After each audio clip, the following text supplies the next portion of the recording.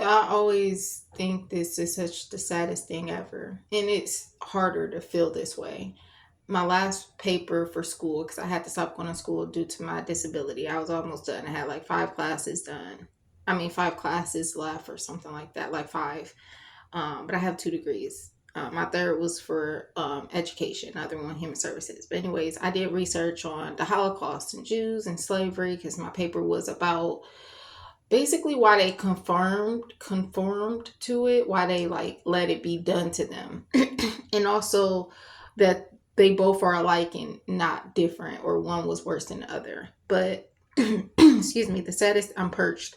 The saddest thing I learned in research was that I didn't know about because I never did a thorough excuse me research on these two things because slavery was kind of known from high school and so was the Holocaust, but you get the point. It was never even more in-depth research.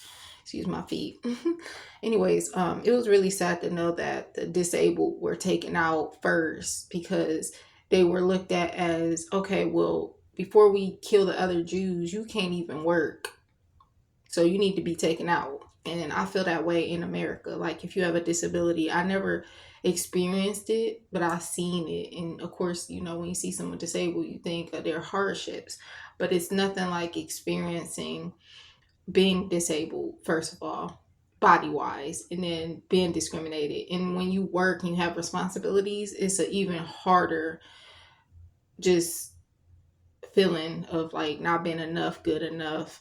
Like, this is my problem. I caused this. I should be better. I should be good enough. I should be as good as I was before. And then being compared to other people with no disability. But I feel like if the Holocaust was to happen again, of any race, or it probably would be called something else, like whatever type of genocide, disabled people would be taken out first. We would be the first targets. And I feel like any type of target that hit America, when people invade certain people, terrorist attacks, people who are disabled, I feel like will be the first targeted because we're seen as less, we're seen as not even being able to work for them before being killed. It's basically prosecution, but in a different way of being killed. You'll be, like, let's say you'll just be fired, you will be talked about, you will be mocked, you'll be judged. There's so many different words I can explain. So for people who think they know what it is, because I used to be like, I never thought I knew how it felt to be disabled. I never would say that, but when people say that, like, I understand. You don't understand unless you have a disability.